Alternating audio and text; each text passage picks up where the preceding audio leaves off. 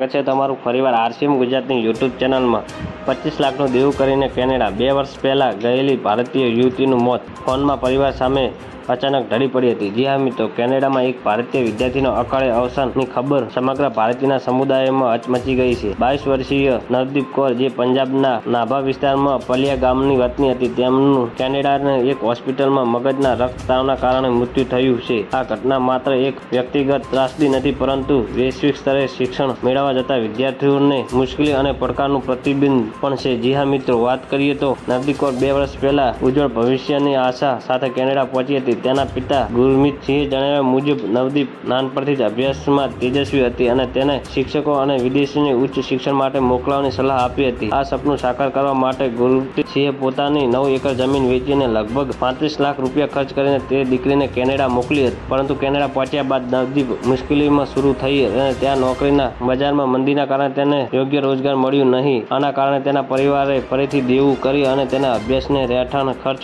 ઉઠાવવો પડ્યો હતો। આ પરિસ્થિતિએ નવદીપને માનસિક તણાવ વધારો હોવાની શક્યતા છે। તો મિત્રો, ન્યૂઝની સતત જાણકારી મેળવવા માટે અમારી ચેનલને લાઇક, શેર અને સબસ્ક્રાઇબ કરજો। ધન્યવાદ। જય હિન્દ।